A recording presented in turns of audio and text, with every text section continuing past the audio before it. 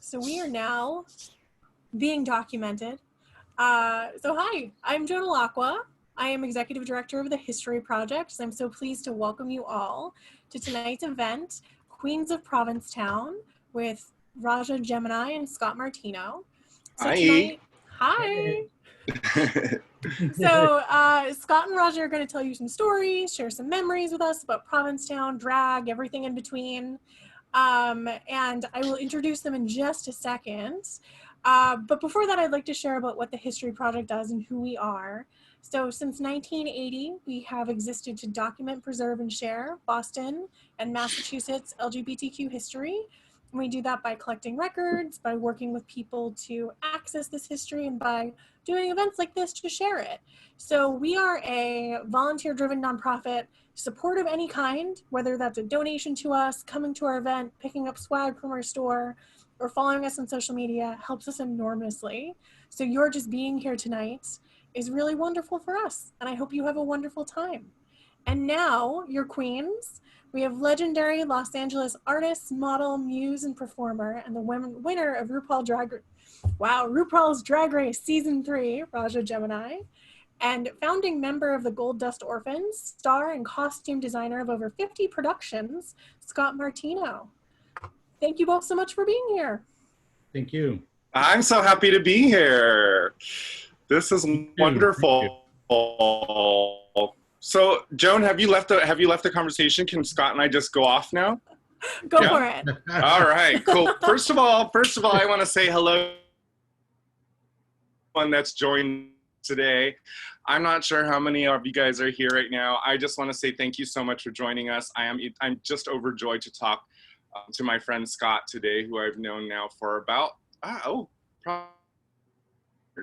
right? It's 2020. I've known Scott for a really long time, and I miss him very, very much.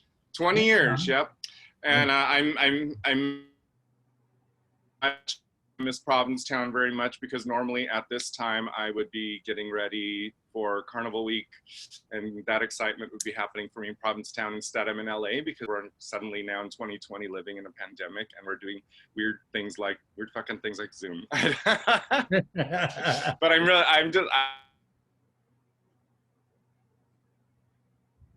girl, I'm so happy, because first of all, I want to say that you when this project and conversation was brought up to me, I was like, there's no other person that I could possibly talk to about anything like Provincetown for me other than Scott Martino, because Scott Martino was the first person when you and Ryan moved to LA in 2000, was it? 2000, yep. Yep, and we worked together for MAC Cosmetics at the MAC store, and Scott came in as a temporary, what was the position called? Whatever, you just came in to help. You were like, yeah, and we became fast friends, and he started to tell me about this place that he came from called Provincetown, and I was like, oh, that's cool, cool, sis, whatever. I'm an LA girl. I do LA and I do New York, and that's and so I didn't know. I was 20 years ago, I was 25, 26 years old. I didn't know anything about Provincetown. So Scott kept describing this place to me and how it was so gay, and it was by the ocean, or so queer anyway, and it was by the ocean, and it was in Cape Cod, which really sounded foreign to me. I mean, I'd only seen Cape Cod ideas in movies, and I knew nothing about New England or Massachusetts for that matter. But Scott was the first person to introduce me and said, you know what, you need to go to Provincetown. Check out Provincetown, because I think you're going to love it. And so Scott and I continued to work together for a while, and then he ended up moving back. Manager Diana, who's also watching right now, in 2007, she suggested that I go visit Provincetown with her and go on a vacation. And I was like, my friend Scott lives there.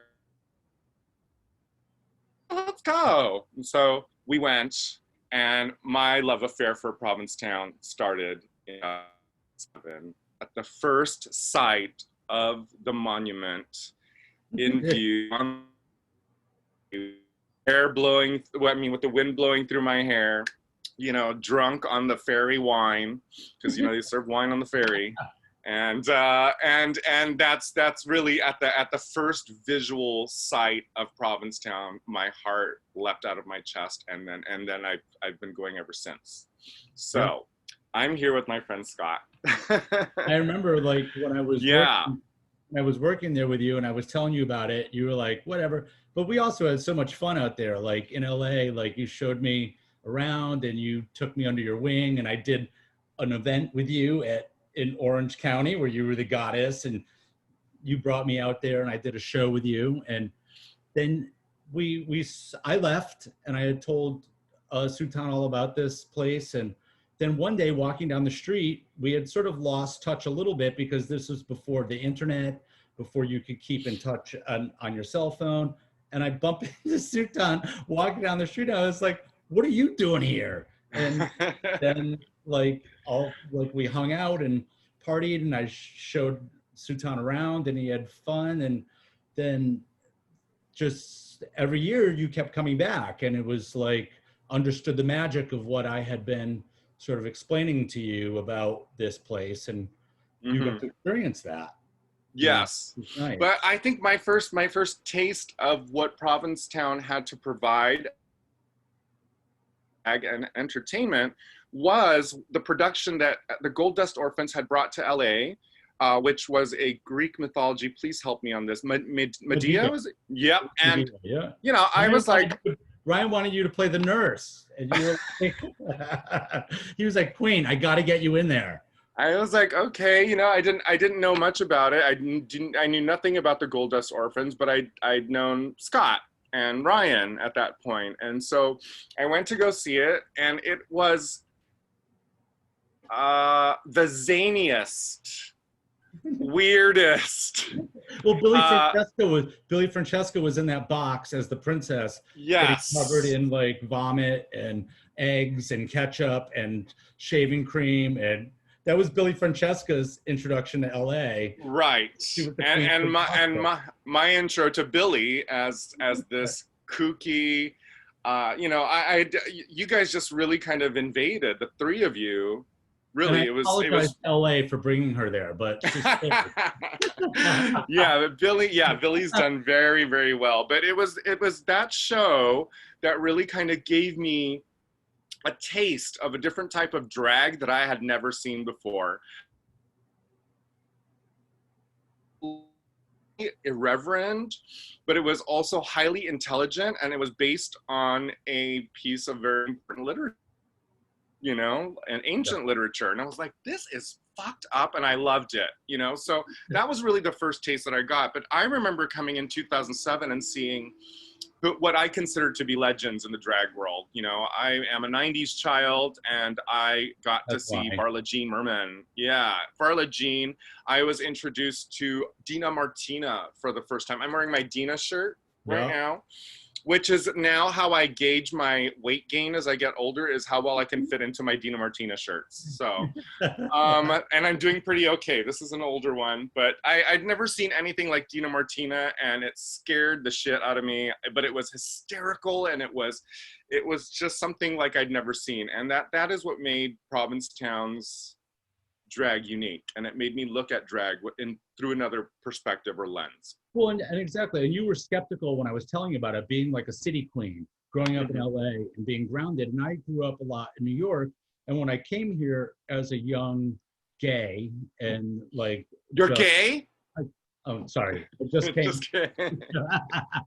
But you know, I came here, and it was like the history that was planted here was rich. And like when I came here from New York, where I was at school, you know, I met during the summer, I would come up on vacation to visit my friend, who would allow me to come up and stay with them. And I met Sherry Vine, who was my... So wait, you're from Boston, but you only started going to Provincetown as a teen. Well, I was from Hartford. Okay, is that far? I don't know. Yeah, it's not bad. Don't worry about it. It's New England. Everything's close, girl. It's like 15 minutes away, like in LA. Yeah, everything's like, it's 15 minutes away. It's down the turnpike.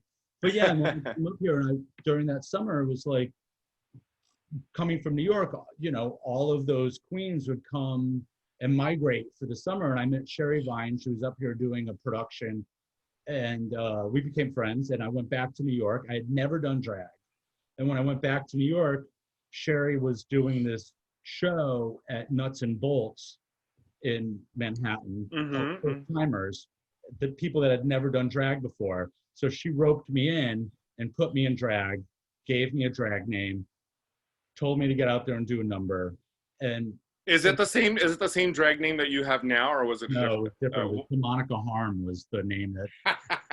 And Sherry was all pissed with me when I changed it because DeMonica was going to be her first name, and she decided on Sherry Vine. So she was kind of pissed off at me a little bit. Oh.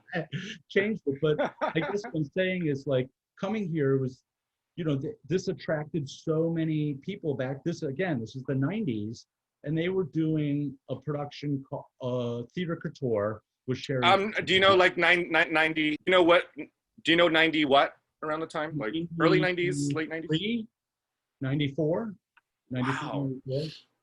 So, and she was doing that show here, and with Bobby Miller and a whole bunch of other people. And when I went back to New York, to have met these people here rather than in New York, because it was a little bit quieter, and all these sort of, you know, artists and freaks and performers and drags came here to get out of the city a little bit, which has been a long standing tradition for this little fishing village, was these artists would migrate here from the city. And so you met them in this more intimate environment, which opened up this dialogue, which we've all gotten to realize. Like we've been here, and all these incredible artists of every medium come here, and they're off their guard. They're not in the city. They're not doing their thing. So they get to quiet down, and then you meet them, and they're mixing with fishermen and, you know, just the locals, and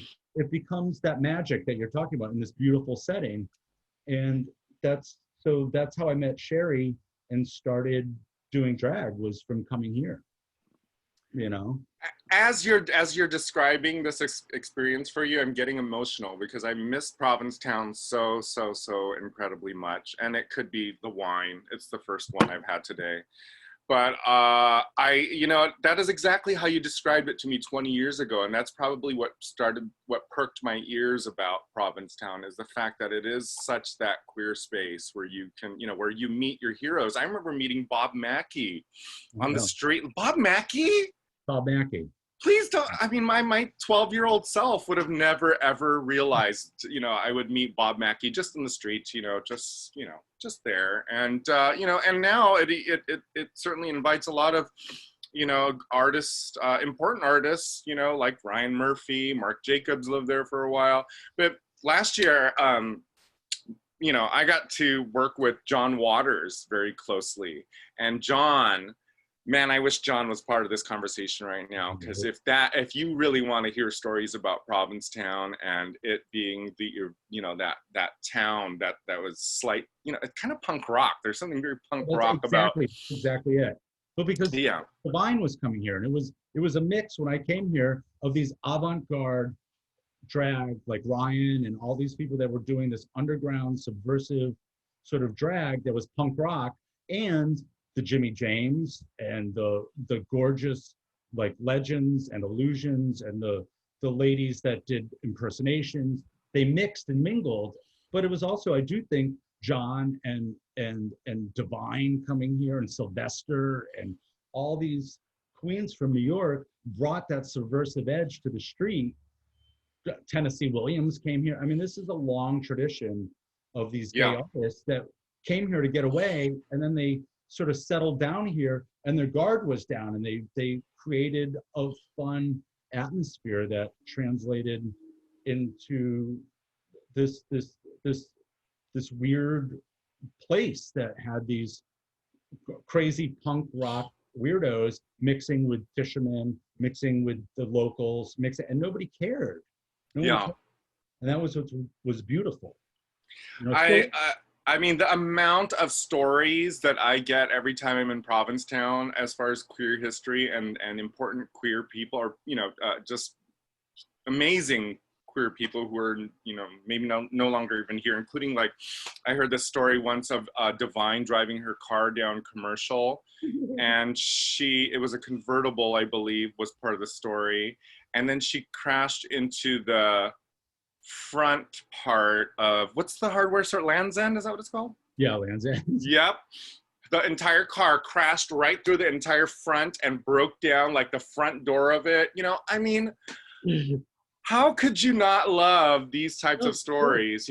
I met many of my own personal heroes growing up in the 90s and realizing that I was gay and queer in the late 80s. For sure, I met Joey Arias, Raven O, Varla Jean Merman, Coco Peru. I mean, the list is really sort of endless. And, I feel in some ways, I feel like I'm sort of I'm undeserving because my experience as a performer and showgirl in Provincetown, I've only been doing it 3 years. So, but what I think I bring, what's that? I said you watched and observed here for a while before you did it, before you jumped in. You Sure. Watched and observed and was like, this is where I want to jump in. This is where you first did your first show. And you did that because I think you felt there was a safety net of Yes. like, I don't want to do just the high glamour thing. I want to do something else. And I know that this town will support me in that because they like a little bit of something more avant-garde, a little bit something edgier, a little bit something punk rock. Yeah. And I grew up in the hood here in Southern California, and one of the things that they took out of our schooling system in high school was theater. So I'm probably meant to be a theater kid, but I just grew up in the fucking hood, so there was no theater for me to get gay in, Theater was the dance floor.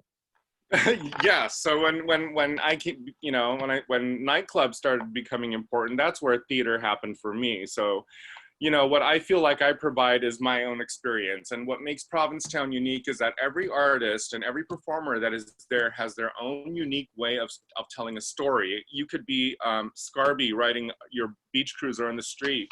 You could be, you could be part of the Gold Dust Orphans and do some of the greatest productions that people look forward to every week. There's so much stuff there that happens. And as a kid who loved theater and theatrics, but never really got that experience as a teen, I feel like I'm reliving an experience. I feel like my experience is like going to the University of Life that I'd always wanted growing up. Yeah. I have had hard times and good times. Man, you commit yourself as a performer to be there for the entire season. It's rough. It is rough. And as the winner of RuPaul's Drag Race of season 3 with close to 1 million followers, it is humbling. Like 900 followers.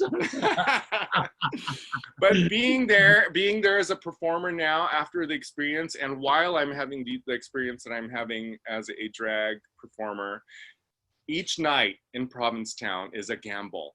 It's a gamble. And sometimes they tear me down by my silk and silver hair and knock me to the ground crying. And then there are days when it's just wonderful and it's such a mix, and learning through it. And what I feel is the addiction that theatrical or creative people have is that punishment. Sometimes it's good and sometimes it's bad. Sometimes people love you and sometimes people think you're an absolute idiot and they want their money back, and I like that. I got into drag for that feeling of like, am I good enough today? Am I not? So I don't know. I just, it's a little sadistic. It takes away some of the preciousness of it because you're not in the city. So you might be the winner of RuPaul's Drag Race. You might be, this big celebrity, but when you get here, there's an equalizing factor where it's like, we don't barking. That is the you don't fucking care what you did. Are you going to be funny tonight? Are you going to be fun? Are you going to be on point? Like they don't, there's this, we hang out with, like I said, I can't say it enough. Like when we used to go out and drag here, we didn't go to the gay bars. We started infiltrating the straight fisherman bars, and they couldn't believe we were walking there in drag. And they would give us the side eye at first, and we're like, we want to be here because there's rock and roll on the jukebox, there's beer flowing on tap, and we would sit in the window and drag, and the fishermen would be like, okay, well, we're going to let you sit there for a minute. But then they became our friends, and then they would have scallop shucking competitions, and we would, you know, eat the raw scallops. And it's like, this is the thing that you get, like it sort of pulls away the onion skins of the preciousness of it. And they want to see, are you going to really move us in some sort of way, you know? And, Yeah.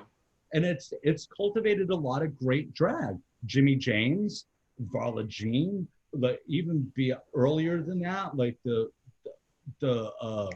impersonators that came here.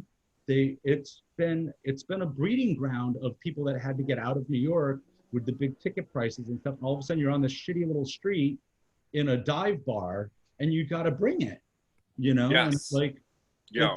it's the Delaria, like not even drag, like all these great performers come here to put their voice into it because it's magical in a way. And then in the day, all the guards are down and you go to the beach and you dress like a mermaid and float in the water. Like, oh man, I hope before this conversation ends, which I hope, you know, it'll never end. You and I will always talk about magic and the magic of Ptown, but before, I mean, I'm getting stoned. God. Anyway, I really, you know, I really wanted to bring it back to, you know, to Provincetown is to sort of emulate my heroes, my drag heroes. And I also didn't want to lip sync for my life, for the rest of my life, for those people who are watching who are Drag Race fans. I wanted to challenge myself. I never did drag to be so comfortable in it that I never felt challenged by it. I wanted to feel the danger of doing drag again, and that danger was my mental health and well-being while doing a show, and I had to really test that. and that's I wanted to be that better performer. There are, you know, queens on Drag Race like Jinx and Ben de la Creme and Courtney Act who have passed through, and Tammy Brown and Milk, and we know going into it in Provincetown that yes, people will recognize us for being television reality show participants, but ultimately, you're in Ptown. You have to work your ass off and bark your ass just like everybody else out there. There is that thing as a performer that just kind of levels you out. You are. Let's talk about the numbers, honey. Who's getting the audiences tonight? You know, is it the season 3 winner, or is it going to be a sold out show every night at Dina Martina? That's very different. That's like Dina. Dina showed up here and she was big in Seattle. And when she got here, she had to do it. So the first year, I didn't know Dina at this point, but I was like, who's this queen running down the street in a spacesuit? Or she had a giant spacesuit or a turkey suit that she wore running down the street. Like, it was like, who is this queen? Or Varla running down the street with a carriage with a giant Heineken bottle, like a baby carriage with the giant Heineken bottle in it. And she'd stop people and say, "It's got my neck." that was last night, actually. Well, you know, I'm actually really curious to ask you and talk to you about how, you know, how this legacy is happening right now in Provincetown during the time of COVID in 2020, you know, in a summer that we always anticipate as being the business form there because the spaces are no longer there. What does it feel like without that right now? Well, you know, we've sort of stopped doing anything because most of our stuff is really audience tied. Like, we made a conscious decision, like, viral stuff for us doesn't work. We work off of, so we have not been involved, and there's very few performers that can fit into a venue right now. So it's down to a very limited amount, and it feels very weird. The town feels very weird in that sense because there's not that dynamic that is normally on the street. You know, they're doing outdoor shows, and I don't, you know, I know they're going well, and it's good, but it's a whole new world. Like the first audience is 20 row is 25 feet away. So it's a whole different kind of vibe. People I know are glad to be able to be a part of it again, and Varla and Dina and all the other ones that are doing it, but there's only a handful right now. So it definitely feels like there's not that carnival aspect going down the street, which is sort of a wonderful vibe for the summer of that barking, which some people hate. I love it because it feels like that's part of the town, is this crazy summer atmosphere. So I don't know, I think it's been a weird, it's on pause, and it'll be interesting to see where it goes. It definitely was inundated in the past few years with a lot, and that was an interesting thing to see as well, with all of the acts that came in. And now it's down to like 4 or 5 or 6, which is such a weird thing to see. I don't really know how that's playing out, but I think it's the whole town right now is in a weird state, in a sense. So, well, I want to talk about, of course, myself again. I'm a Gemini. You've met me. No, but my first, in 2007, when I came to Provincetown, was my first experience ever going to see Showgirls. You didn't enter? You just went to see it? No, honey, you don't remember. I entered and won Showgirls. Excuse you. So I did the first season. You came in. You won. You won like so many times. Yeah. No. To me, if I did ever win again, I will never remember, because to me, the first time I won Showgirls on my very first visit is almost a bigger crowning glory than RuPaul's Drag Race. Almost. It is right there. But I had never seen, I'd been to San Francisco. Showgirls is scary, right? I mean, Showgirls is fucking scary. Yes. I've been to San Francisco, I'd been to New York, but the most intimidating things I'd ever done. It was because I was suddenly in this new town, and there was gay people, and they were really boisterous, and I won that shit.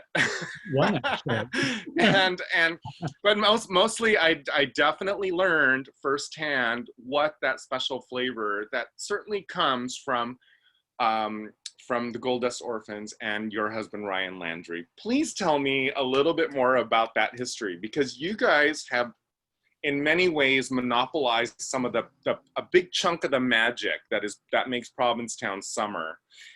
Also tell me how it feels right now, how it feels, going through an entire summer, because you guys are busy. I've seen it right there. I was with you guys at your house, and I've been at your home, and I know what a serious gig it is. And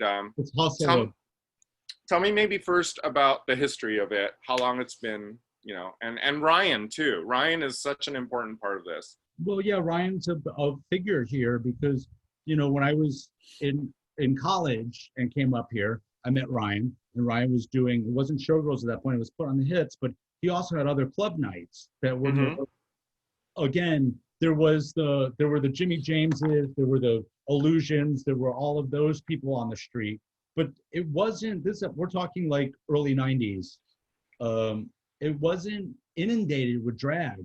There was some, but it wasn't everywhere yet. And there was the Illusions thing, and Ryan was doing a whole other thing. It was like this subversive, he did like, Sheehaw at his club nights, which was like a skit about, and then there was the Put on the Hits, which was the talent competition at the Pied, that ended up being Showgirls. But he used to do things dressed in like pizza from Spiritus taped to his chest like a bra. And like, and that was yesterday. I have it in the fridge. He used to do Janis Joplin's Take a Piece of My Heart, and he would pull liver out and throw it at the audience. Every night somebody would be like, "You owe me dry cleaning bills. I'm not paying for this." But, he did, fortunately, when I met him coming here, we eventually got together. And then when I moved up here with him, he had a night going that wasn't going well at the Crown. And he said, I got to do something. I can't go back next week and not have nobody here. So he was like, I've got to think of something that nobody will be able to not come to. So he waited a day or two, and then he came to me and my friend Dean, who you know, Gloria, Dean Bryant. Yes, of course. Said, you two are going to wrestle in baked beans next week. And we had to wrestle in food every week for $50. And that's when I first started doing drag. So he started that tradition of sort of this crazy club stuff, but also we started doing our theater company too. So he, developed that, built it up, and Showgirls just built and built to the point where you saw it, where it was coming, there was like 500 people a night at that point, and people used to call it church on Monday night because that's where they would come, and it was a collection of, you didn't know what you were going to get, and you also didn't know who was going to win. It could be a gorgeous queen that's doing a gorgeous lip sync old school, or it could be this old guy from the street that plays the piano that used to do interpretive dance, and like you didn't know what the audience was going to love. And that was what was exciting, was they embraced a lot of different things. It wasn't just like, oh, it's going to be glamour. No, it could be freak, it could be gross, it could be it could be a lesbian comic, it could be, and that's really what sort of kept it going, I think, was the excitement of the audience. It's iconic. It is iconic. Aside from my Dina Martina collection of shirts, I also have a collection of Showgirl shirts. So, it's such an iconic, like, for people who just come for a short amount of time during the summer, it is a pilgrimage. It's a pilgrimage. You go and you never know who's going to be there. There could be some celebrity that you just did not expect. Like, yes, name it. And every celebrity that goes there knows the tea. They know that Showgirls is church. It is the pilgrimage. It is something that is, something that you have to experience while you are on vacation in Provincetown. Yeah, and it's a special moment too. People really love it, and it's nice. There really is a camaraderie and a moment of coming together, like you said, where they're like, I haven't been here all year. I just want to be in that room with all these people, and it's fun. And you also don't know what the energy is going to be like, so that's what makes it nerve-wracking as a performer. You come out and you're like, well, I'm going to give what I can, and you don't know where they're going to be. And winning it is like instant status. Yeah. If you won it that Monday, the rest of the week, honey, everyone was going to know, oh, you won Showgirl. I experienced it. I won Showgirls. I'm sorry. I have to brag again. It's always like, I think it was fixed. They picked that one, but they're like, it's like, there's all that drama around. I'm like, really? It's just Showgirls. But they get upset. It's that thing. But, So what, like, you?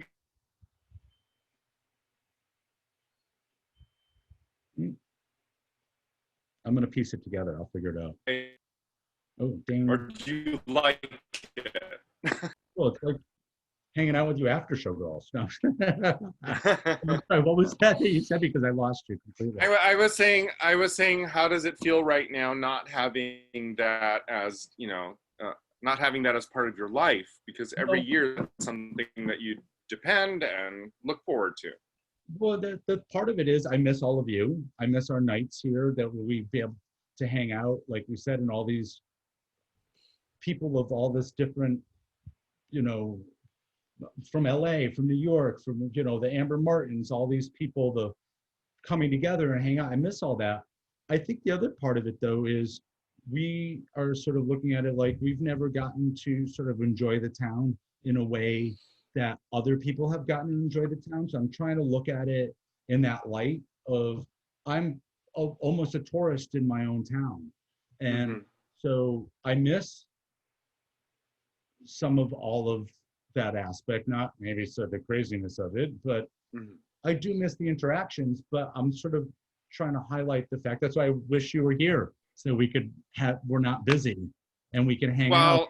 If I wasn't so terrified of getting on planes right now, I'd probably take one there really soon. I What would about really your love to see broomstick? it. Is that not working? What's that? What about your broomstick? Is that not working? Oh, well, you know, I've been lonely. Never mind. Okay.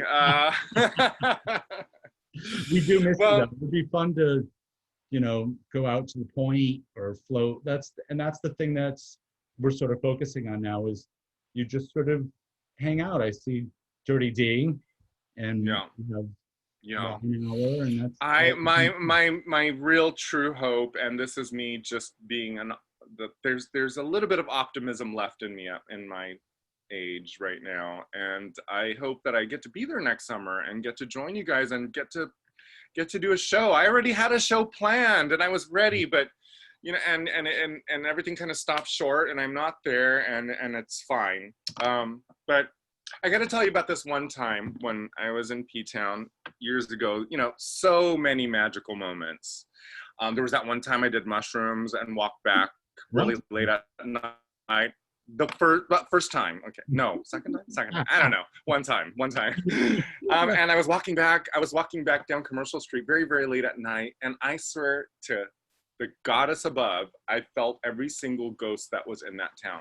It's crazy. I'm one of those girls, I really believe in that stuff. Me too. So I remember that, and then I remember another magical moment before that. A few years ago, I met this boy named Matt, who was, we were at church at the Grotto Bar. My favorite spot is not inside, it's outside. It's like up against that rail. I miss that rail against my butt right now. Cold glass of wine, just gossiping and drowsy and just great. I miss that very, very much. But I met this boy named Matt, and we had a conversation, and he was like, have you ever been to the graveyard? And I was like, right. What? I was like, graveyard? He's like, yeah. He's like, right up there, like 2 blocks away from here, we can walk right into a graveyard. And sure enough, right across from Stop and Shop, there's that graveyard. And I remember just making out under these like fir kind of pine trees with the clouds moving above and the moon.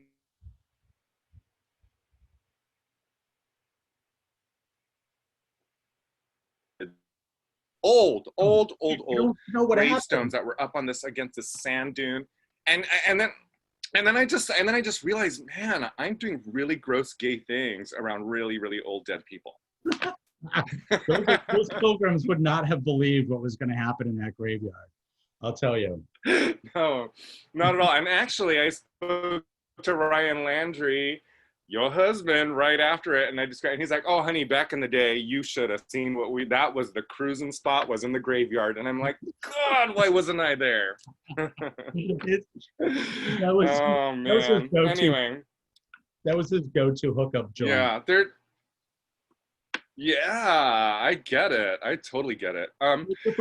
Also, what's that?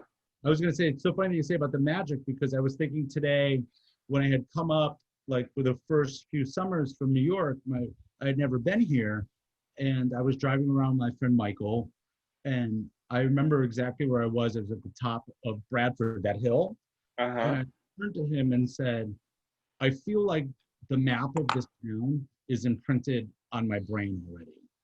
I already kind of know where I am. And again, it was that crazy mix up of that fishing village, the rawness of it, but the fact that there was all of this influx of performers and artists and people that had their guard down. It felt refreshing rather than being in New York where everybody had their guard up and being this thing. The same people came there and you met them on a different level. And it was like, I felt like the map was on my brain. Yeah. I definitely feel like in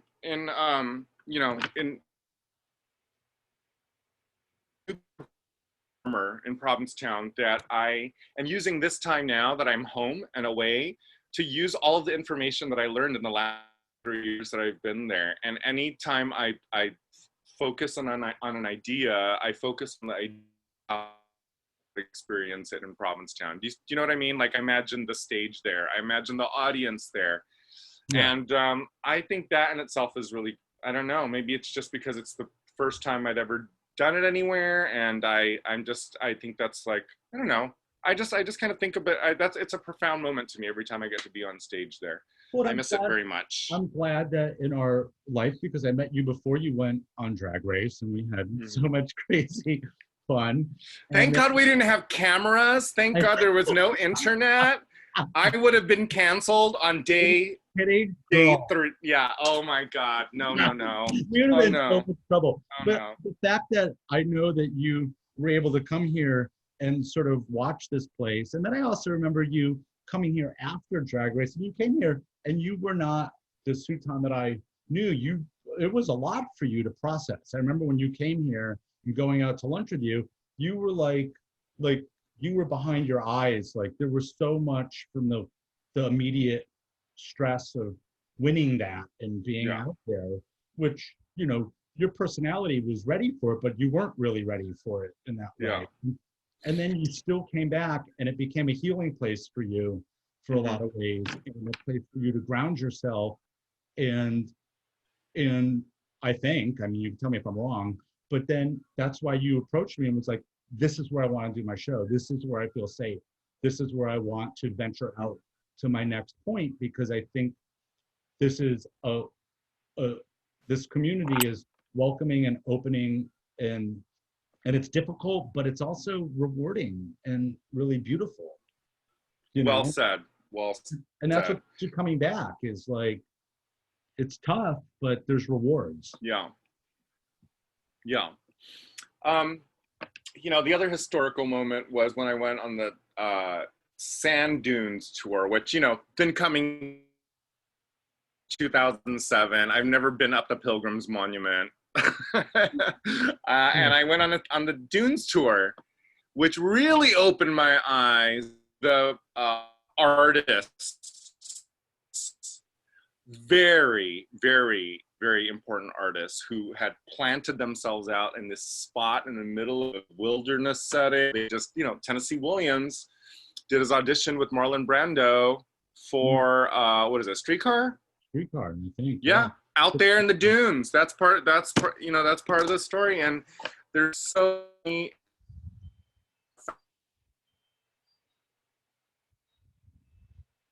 get off, and the history and the ghosts of it are so important and fun to me. I love it. I love walking around there late at night. Billie Holiday playing at the A House. It's like you walk in there and think, Billie Holiday performed here. It's like, it's crazy. Yes. So and the spot, that the house that we spent, that's at the, you know, where Bradford and Commercial meet. What is that area called again? Diana, what's that area? The what? By John Dowd's house? Yeah, by where we stayed every summer, Diana. You know, that spot used to be a very important, like, bar where all the boys would come in. The Moors, you're talking all the way out, the Moors. Yeah. The Moors, yeah. There used to be a bar there, which is now, you know, homes and yeah. But back then it was, you know, the boys coming off the beach, doing that hike, crossing the road, and getting a drink at the bar, and Judy Garland would be there. You know, this is the important gay and queer and, you know, LGBTQIA, name all the letters. A lot of really cool stuff and important things have bubbled and happened, and magic happens in Provincetown. And I don't know what what do you think it is? I remember you describing it to me like it's really hard to get reception because you're in a vortex. Oh, we're in a vortex. It's like everybody always describes coming here. I still don't remember. I don't know which direction I'm facing. Everybody always says it's like Dorothy and the tornado, because you come down the Cape and you just keep turning, and then you're like, wait a minute, I thought I was facing east. No, I'm facing west. Am I facing north? You get lost. And I think that is part of the magic here, is that you're out in this like spit of sand in the middle of the ocean that was this, you know, fishing village that became an artist community that then just allowed each other to be. and that still allow each other to be, which is why sometimes I don't like, I don't know, I don't want to get too political, but I hate when people say it's a gay town, because it's not a gay town. It's a town of everyone, and I want to keep it a town of everyone, Right. because my best friends are not so much. It's where we all were able to just be together, and that's, I think, that the way it should be defined. And but with that, I think that is, with artists trying to escape the city to come here, the light, the freedom, the beautiful sand, and also, again, they've gotten out of the city and they're meeting other artists whose guard are down. It's, and they get to interact with people in a different way, and I think that's where they go back sort of refreshed, like, oh my God, I met this person, I met that person, and I talked to this person, and it's pretty magical, and it is magical. And there's a lot of problems here with the way the town is going in some ways, but I always like to try to keep the fact that it's still magic. It's still magic, and there's still, people bring their creativity and they get to mingle in this crazy little environment, and that's something that needs to be cherished and protected. Well, I would imagine that if summer next year were to open up again, and is my lighting okay? Okay, there I am. But I would imagine that if we all were able to go back next summer and perform the way we did last year, that we would have a lot to say. I think so, right? Man, I have a lot of pent up and built up frustration, and politically it is a very crucial time. So for the people that are watching right now, hey, let's just all vote. Just vote. Just make a choice. And but also it makes you appreciate something that you maybe took for granted a little bit. For me, I can say, right? Like, you come back next year and like, you have to remember, I wasn't able to partake in this, and what did that take for my life? I think it'll be interesting to see how people reapproach coming, and hopefully this passes. And it's weird. Yeah. Weird. Going down the street. And you know what? No, go ahead. I was going to say, going down the street is a weird experience to see people in masks, and is both sad and comforting on a level, because you're like, oh, I'm glad people are, for the most part, taking this seriously. But it's also sad on the other level, is like, to see kids here in a mask. It's like, oh, you can't, this isn't a happy time, and people are doing it, but I find it a mixed bag of emotions when I go down there. So I've been avoiding it. So maybe when we get back to it being more normal, we'll have a better appreciation or respect, or I don't know. Absolutely, which is the point that I wanted to make. Is one of my favorite things about Provincetown is, maybe you're not a person who loves shows, but there is no way you're going to get around it. But the street itself is its own performance space. Whether you just like in front of the town hall to watch to people watch on one of the benches, or you see a bunch of men over 60 dressed as babies in giant tricycles, or it's like I said, Scarby on her beach cruiser. Yes, I love them. And when I was there was the two fellas that used to wear the big hats, and they'd ride around and just wave on the and there was the Frank Sinatra singing transgender older lady that sounded out with the wagon. And there's the guy who rides his cooler, motorized cooler down the street. There's every single moment on any part of the day you will go out there, there will be a street performer. There might be you know, a hot guy playing a xylophone or an annoying girl singing opera and just won't stop. He's you not know? back. But I, you know, I support Nobody's the upset.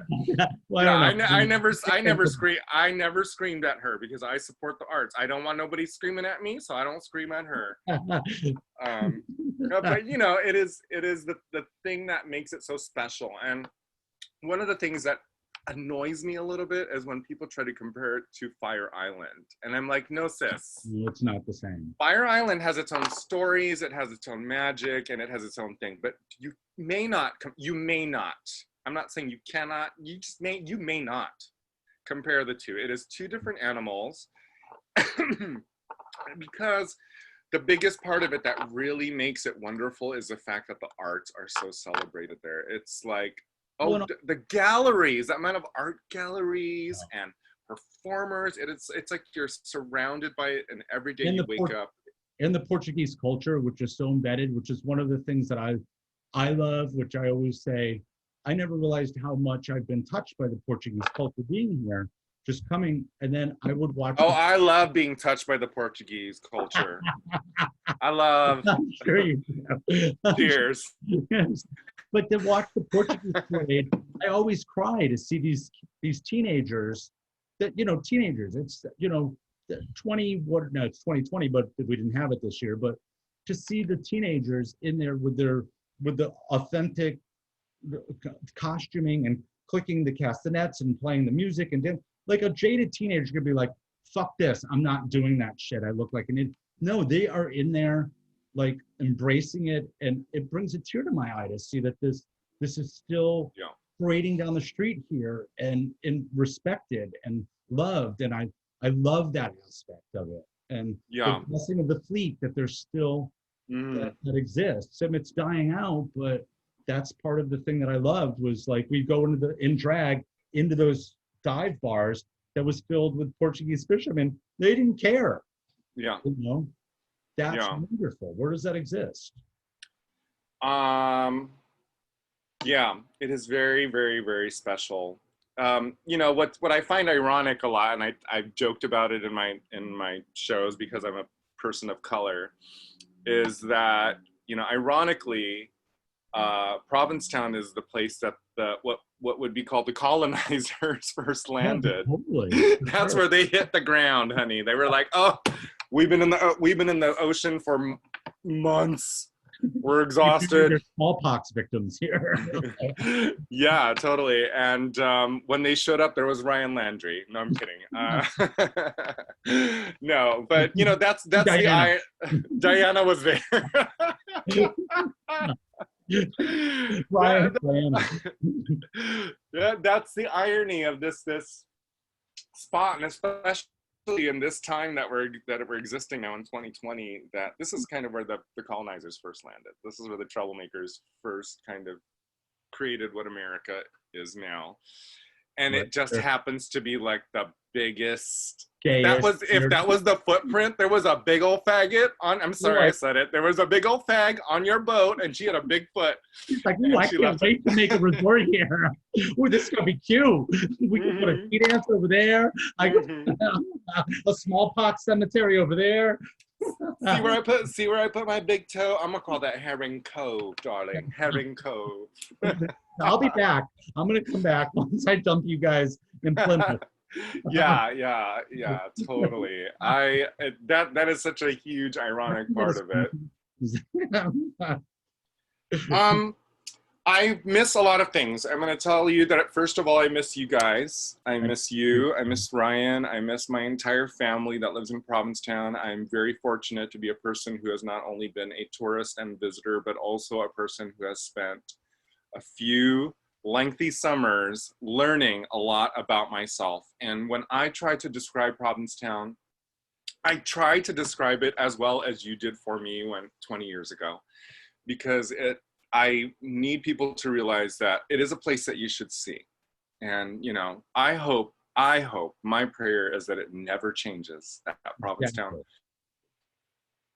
Yeah, and there are those glimpses where you see like, fuck, you know, the modern world is coming in, and, you know, I don't know. I just hope it sort of stays the same. I really do, and I think we should do everything that we can to preserve that legacy and the magic that makes Provincetown what it is. I And miss it so much. you came in and wanted to add your voice to the history of all these people, the queens, the drag, the weirdness of like being able to not be on and also disappear into the day and into the beat, Mm-hmm. into the dive bar and into the, and I think sometimes people come here and see that magic and then want to cram it into their lifestyle. And it's like, no, that's not what it is.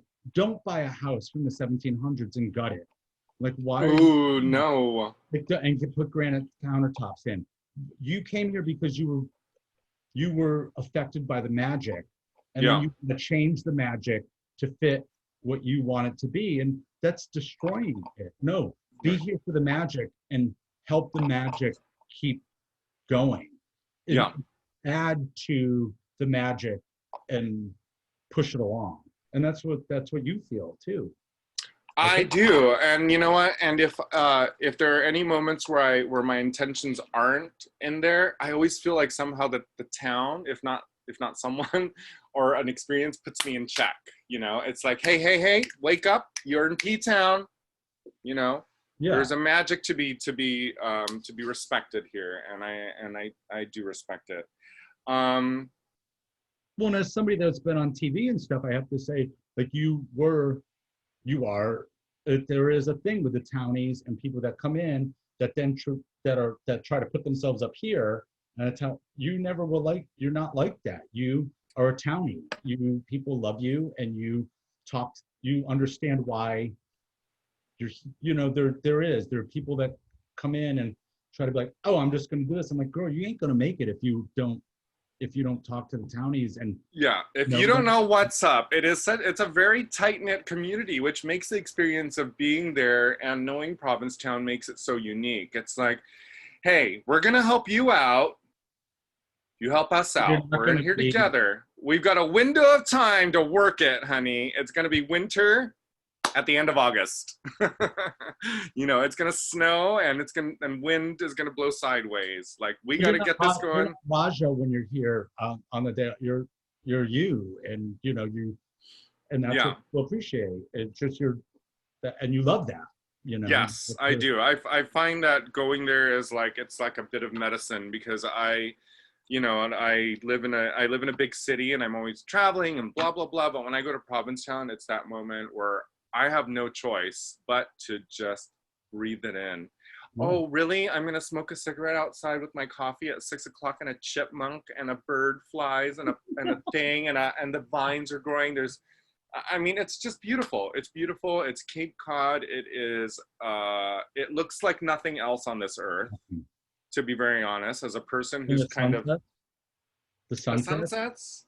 And if anyone ever gets to go sail on a boat with the real sails on it, that's its own experience. Go to the Dick Dock. The Dick Dock is legendary. Yeah. Not much going on there anymore. I don't know. There's just so much. There's so much that we could cover in. Have we gone? How long have we gone now? What time is it? 4 hours. It doesn't matter. But I miss it. I miss it so very much, and I really miss that challenge of just that. Does it work tonight? Does it not work tonight? It's just the gamble of it is what I really miss. But also, I'm a Gemini who is kind of a loner. I'm very independent, and I just kind of like do what I do. I craft and stuff. So that part of me is very satiated and very satisfied. But I miss the stage. I miss an audience. I miss the cocktail server that ducks down underneath my spotlight so it doesn't get in my way. I miss the cunty bartender in the back that's serving drinks to the room. I miss knowing that every night as I get ready, that Elvira, also, Cassandra Peterson, she worked in the same little spot at Post Office Cabaret with, in that same little room. She did what I'm doing, and I feel like I miss it a lot. I missed you. I miss Wait, let me see Dolly one more time. Hey, Dolly, where are you? So for some of you who are watching who don't know, there was an internet famous dog puppy with a mustache. Yeah, come here. You have to come over here, though. Baby, go over here. Ready? And she's Provincetown's new star because she was internet famous as a puppy, and here she is now. And her name is Dolly because she's got a mustache like Salvador Dali, but she's, you know, yes. That mustache is. Stop showing me out, Queen. Oh, someone wants to see Violet too. Violet, I don't know where she is. She's an old one, but you better find her. Okay. Maybe we should take some quick questions. I gotta how do I look at this chat here? I haven't looked at any of the chat. Sorry. Let me see. Oh, there we go. Oh, it's been there the whole time. Okay. Oh my gosh. I have one to kick off for you. I forget that I was doing. I'm sorry. You know what, you guys? I'm so sorry. Oh my God, my friend Jackie is here. Marino, my friend from Spain. There's all kinds of people here. Okay. Jeez. We should take some questions, maybe, huh? Yeah, so if folks want to press the hand raise button, I can unmute you. And in the meantime, I have a question from Jonathan, actually. And he's wondering, like, as Ptown people, as part of Ptown's history, what do you want your legacy to be there? How would you, if you were allowed to craft your own legacy, what would you want people to remember about you? You want to answer that, Scott? Yeah, I would like it to be that I don't know how to word this, that I was part of the community, that I was here for the people and the culture and the town in a way that I put my name into the fiber of all of these other people that came along and love it in the way that made it magical, and that I added my thread to magic. That's what I would like. Yeah. Well, knowing you and knowing your contributions, I think that's a very humble and simplified way of answering that question, because I would answer it the same way. And I you know, things change, and I don't ever want to see Ptown change until after I die. Please let it stay. Please let it somehow remain the same, and then y'all can do whatever the fuck you want once I'm gone.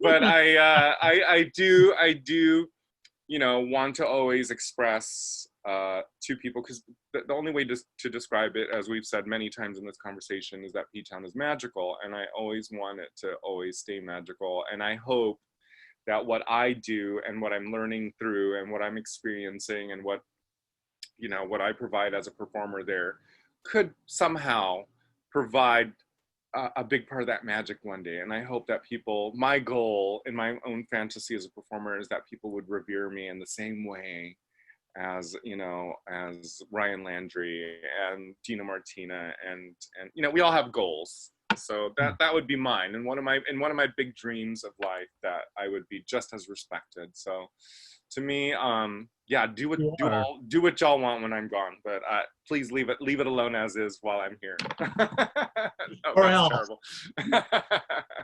No, but also, you know, I think it's important for us to kind of keep this. You know, we're here to talk about the history of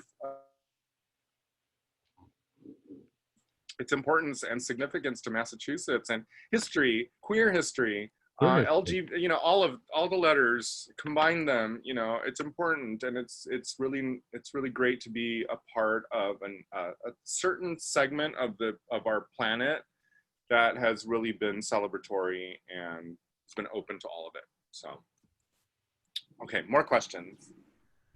There's one from Laura. How do you prevent burnout from performing so much each week? And you both are involved with so much all the time. So, like, how do you unwind? Man, I have had to learn. You know, in Provincetown, that's the first time I'd ever experienced performing in that way, where you had to do 4 or 5 nights a week. You know, I'm a spoiled, very lazy, drowsy, languid, cat-like person. I don't do deadlines well. I don't do any of that well. I don't like people telling me what to fucking do. But it's a discipline. It is a discipline. You don't have a choice. People, 25 people bought your ticket, and all of a sudden I learned math is back in my head. I'm like, 25 times tickets. Okay, those are heads. That's money. And then all of a sudden you're just kind of, you find the motivation, and that's the important thing about realizing what you learn in Provincetown, or what you learn as a performer, is that the show must go on, and and you just do it. And that is the discipline that I have had to learn in Provincetown. And booze is definitely an important factor in that, but it has to be, it can definitely be a problem. I was thinking today, like usually— I don't know what you mean. No, but usually by the third week of August, I'm like, holy shit, can we end this thing? Because I'm going to fucking die if I don't. Right. But I've learned to definitely, but yeah, no, not just booze. No, to as booze. as in anything that's wonderful and glorious, there's always a side to it. There's a side, a bit of a dark side, and everyone talks about it at the end of season. What is it called? Augustitis? Augustitis, is that what it's called? Yeah, people lose their fucking minds. They implode. But it happens. It's such a long, and it's about now that you'd be like, oh my God, how much longer do I have? Yes. And now while you're there, you feel like it's the worst thing, because as a performer, it is exhausting, and there are those nights when you just do not want to perform, and you're like, I just want to go and drink at Porch Bar with my friends, and I want everybody to leave me the fuck alone. But it is a discipline, and you do it, and it is the rite of passage. And I feel like Augustitis is part of the rite of passage. You must be frustrated with the season at the end of year, just like everybody else. Well, if you gave everything you needed to, then that's the thing. Then it ends, and you think, I'm never coming back again. I don't ever want to do that. Until next year. COVID-19 comes around, and you're like, what? I can't do that again? Yeah. It's really brought a whole different appreciation to the experience for me. I knew that I wanted to. Last year while I was there, I was like, maybe next year I'll take a break. And be careful what you say out loud, because somebody is listening. The goddess is listening to you, and I'm like, maybe I'll just do a shorter time next year. Maybe I don't want to come back. And then it didn't happen. And now I'll be very, very careful about saying that again. But don't mistake it next year and show up in March and stay until September, girl. You'll be like, oh, what did I do? I need Ptown. Wake up at the end of March. I'm ready. Doing a show in a snowdrift. No, I'll never be early. No. You know me. I am never early. Never. Yeah. Any other questions? We have, I got a private message. Any favorite moments or experiences? And basically, any other stories you want to tell us about your time in Provincetown, or, I don't know. I keep thinking about, you mentioned you run into people on the streets. And yes. I remember one time my wife and I ran into Tammy Brown, and she literally blessed us. And we think about it all the time still, just like one of those like serendipitous moments. And like, who have you run into? Or who's run into you and you've been like, oh no. Oh God, no. I have one. Who? Okay, so Eartha Kitt was doing concerts here back in, I don't remember when this was, maybe early 2000s. And my friend was the producer and brought her in. And I went in, there's two stories connected to this. I went in to watch her first show, and she was getting so hot because there's no air conditioning that she ripped her eyelashes off in the middle of the show and threw them on the piano. And then she did the second show, and Ryan was doing Showgirls next door to the town hall where she was performing. And Ryan, in between Showgirls, got his Batgirl costume on and planned it with the guy that was the producer. Eartha Kitt was in her green room, had redressed herself, And Ryan okayed it and then kicked the door open for Eartha Kitt and bust in. And Eartha had a piece of cantaloupe that she was about to put in her mouth. And she said, stop, when he busted the door in and just, all right, where's the cat? And she stopped with the cantaloupe and then said, now that is funny. But I asked the guy to give me her eyelashes, and she glued them to the back of her set list and told me to wear them in good health, which I still have. Scott, stop it. See, this is why I wanted to talk to you. It's like, there's so many great historians in Provincetown. Every townie that lives there and spends their time full time has volumes and volumes and volumes of stories to tell, and that's one of those important moments. When I hear shit like that, it's like, I get the chills. The hairs are standing on my arms. Like, Kit, Eartha Kitt. Yeah. That's my contribution to that story. God, I have met many celebrities in my lifetime, and I definitely have met more of my icons, or the people that I consider as icons, multiple celebrities, and some of them are very relevant now. But to me, I don't go to Ptown for that. I like to see my icons. I like to spend a day with John Waters. Like I said, last year I got to do some shoots with him because I was really the only makeup artist kind of there that anybody knew of. So I did a GQ and some other magazine with him. But he's a dapper man. He could have groomed himself, He didn't really need me there. It was just part of the budget of the magazines that it was there. So I was present, but I spent 2 full days with John Waters, and he told me about how he hiked from, what's the beach that he really, really loves that has the choppy waters? It's more in Truro, and it's sort of a private beach. Anyway, John Waters sneaks in there. There's signs that say, beware sharks, watch out and big waves. Well, that's his favorite beach. He's not looking to Herring Cove. He likes the really secluded spots. And he told me about a moment when he told me a moment when him and Patty Hearst, Patty Hearst, the Patty Hearst hitchhiked from there back to Ptown because they didn't have a ride. And I'm like, it is mind-blowing. And if anyone, especially as a young person or a person who's never ever experienced Ptown, what you have to do first is enjoy the party, but also when you get those moments, really listen to the conversations that are happening around you. It really isn't just about you showing off your Andrew Christian underwear at the pool parties. There are some things that people are saying. There are ghosts when you're walking late at night on mushrooms, or making out with a boy next to gravestones from the 1600s, of some pilgrim. There are those moments that make Provincetown very, very special, and it really isn't just about the tea parties or it's like you said, it isn't about the celebrity. It's about the fact that you see them on a different level, and it's not about that. It's not even just celebrities. It's artists that I've known, and it's just the guard is down here, and you get to see this thing. I guess we highlight celebrities because it's like, when do you get to see Eartha Kitt be attacked by cat girl and fucking laugh? It's like, that's special.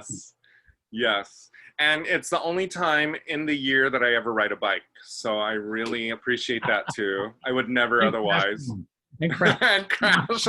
Or lose one. Or steal one. Oh man, I miss being on a bicycle. Do we have any more questions? Except when 2 people, Diana said. What? Diana said, except for when it's 2 people. Diana always loves to get a clown bike. She loves either one that you can have you can have a barbershop quartet on it. You can have she wants that bike. Next year, that's what we're doing, a barbershop quartet on. Hello. Little hats. And you know what? No one in Provincetown would bat a 301 eyelash at it. Mm-hmm. They'd be like, Hey, sis. Hey, Hot barbershop girl. Berta. Oh my God. Okay. Any other questions?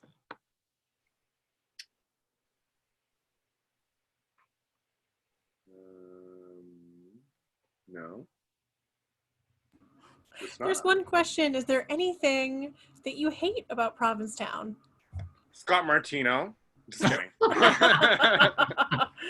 Me too. I hate the same thing. There are, no, I wouldn't say there are things that I hate about it, but there are things that frustrate me for, I'm a Southeast Asian, so I have a very particular tongue, a very particular palette of flavors. And the food variety sometimes really, I'm like, can I please get some shrimp paste? I had to make her stuff with fish sauce. What? To quiet it down. Girl, let me make you some chicken with fish sauce. You did. You made that delicious stinky chicken. And you know what? It was one of the most charitable things anyone has ever done to me, for me. I was like, oh, fish sauce, It was. Yeah, that's really the only thing. Like I said, there's highs and lows, especially if you're not there as a person who's on vacation. You experience a town as a townie, and there are its frustrations. But it wouldn't be Provincetown without it. It's the reason I go back, because I kind of like it. Especially now, I really miss it. I'm like, please give me one of those nights where no one shows up and I'm really, depressed and I, feel like I'm a failure as a performer. I just need one of those nights again. Suddenly I miss those moments. But I would say that the pros for me as a performer, and as someone who's there for an entire season, the pros outweigh the cons always. I, like you said, at the end of summer, you're like, I hate it. Everybody, and then you miss it by like January. You're like, oh man, what am I going to do next year? You're planning your next show for it, and that you hope to go back in a few months and get to perform for whatever size audience you get. And again, as a performer who's still learning, and I will always be learning, I treasure those experiences very much. I think for me, the thing that I would say would be, and I don't know how to word this, that I hate, but it's more that I'm protective of the town. And I don't like, and I said it before, and I'm sorry, I don't mean to be weird about, I don't like when people come here and feel the magic. And then I live in a house that's built in 1740, and I've never changed it. And I don't like when people come here and feel the magic and feel the acceptance and then want to change it when they get here. It's like you felt the magic for a reason. And there's a lot of that. There's money here. And you all moved here because you felt accepted and welcomed, and it was vibrant and interesting. And then you want to change it. And then you want to rip it out and put a granite countertop in and quiet the streets on Commercial Street because it's too loud next to your condo. And it's like, you moved here because you felt the magic. Protect that magic. Stop changing the town. Keep it the magical place. You have to help us keep this place. Otherwise, it's going to be like everywhere else. And that's the thing. It's not about Provincetown. It's more about that element. It's like, no, this is the magic you felt. You need to help us protect. Absolutely. I mean, absolutely.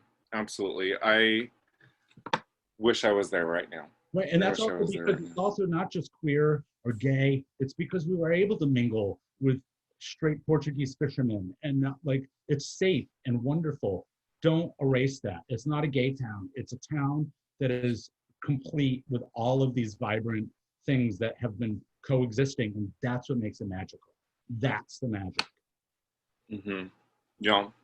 I have a quick question. How is Kenneth doing? Kenny, the town crier. Oh, Kenneth is great. I just saw him on the bench the other day. Okay, good. Yeah, we gotta make sure she's around, because you know if she goes, I don't know. I don't know what I would do. I love that bitch. That one. If you ever get it, yeah, and yeah, it's such an open person who will share any story, experience, or historical part. I hope that that Kenneth is around forever. He's a great guy. Every time I come to Provincetown, every time you get off the boat, there she is, ringing the bell. And welcome to Provincetown. All is well. Because you're here. Because you're here. I just want to make sure that she's all right. Make sure that she's wearing a mask, as long as it's, got the pilgrim look on it. Maybe a buckle, or something. A big buckle. It's like a big old gold shoe buckle. Something. Make sure she's masked. Yeah, make sure she's okay. But I think, are we good? Did we hit up all the... Oh, Kenny was my mom drama club teacher. Oh my God, that's so sweet. Oh, hi, Laura. One of my friends who's on here is Jackie, and she lives here in San Diego in California, but Jackie was a big follower of mine, and I guess I helped introduce her. She's watching right now, but I helped introduce her to Ptown, and she came to my show, and she just fell in love.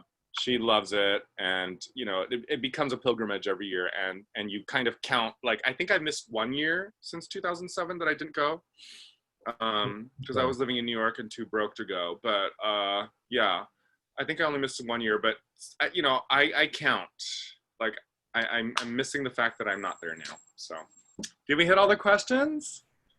I think so. I think, like, as a very final question, is there anything coming up for either of you? Scott, anything going on with Gold Dust Orphans or any other projects you're working on? Ptown, anything from you? Like, what are you doing, Scott? Dusting. Dusting and baking. I'm not doing. I bet your garden looks so gorgeous right now. Oh, it's horrible. We're in a drought. It's terrible. Oh no. No, but so I'm not. Like I said, I'm sort of enjoying the time off. Ryan has been painting, which is a whole new thing for him. And no, right now I'm kind of just absorbing the time off and enjoying it. So. Yeah. I don't actually have any major plans. I'm fortunate enough to have been able to, have a slight income coming in to keep me afloat, and I'm fine with it. All I'm doing is crafting. You know how much I love doing that. I could sit in a corner by myself for hours and rhinestone a thing, or sew a thing, or paint a thing. So I'm really utilizing this time off to figure out the next step. I don't know exactly what's happening right now. I don't have any tours planned. I don't have any appearances planned right now. I'm here. I know. I might just have to put on a hazmat suit like man. Bring your I'm gonna do a Naomi Campbell on an airplane moment and get myself to Boston. I'm gonna walk it all down. I don't care if they think I'm crazy. I'm walking it all down. Yeah. I'm gonna bring like a blow torch and just torch the inside edges of the seat. I don't know. I have no actual plans. Right now is a time of big reinvention, which is happening for so many artists right now. We are figuring it out. No one has ever, in the time of technology, have we experienced it in this way. And as an artist, I'm figuring out the next steps. What is it that I want to do? I don't know. I don't have anything planned. I don't have any digital shows or anything right now. If you want to find out, follow me on Instagram and such, and you'll know. But right now is it's a really important time for me to reinvent, figure it out, do my process as an artist, and imagine myself again next summer performing in Provincetown. Truly. I mean it. Yeah, exactly. Oh my God. I thought it was me. I don't know. So long to do a part. I couldn't play. Yeah, I just want to walk around my apartment and be incontinent and just be like, that's all I want. Those are my plans. Wonderful. Yes. Well, I think with that, I think that's a great endpoint. for tonight's discussion. Thank you both so much for being here and for chatting with us. And thank you to our beautiful Zoom audience for being here and asking questions and dropping cute emojis in the chat. So again, from the History Project, please keep an eye on us. We're planning to have more chats like this, exploring the history of Provincetown and drag in Provincetown. And again, if you can support us by making a donation or just following us on social media, we'd love it. We love you and we appreciate it so much. So again, thank you. Have a Thank good you. night, everyone. I love you guys. I love you, Scott. Love you, Dana. Thanks, Joan. Thanks, everybody. Thank Thanks for you. joining. Thanks. See you later. How do I turn this off? Oh, Here. leave. Cool.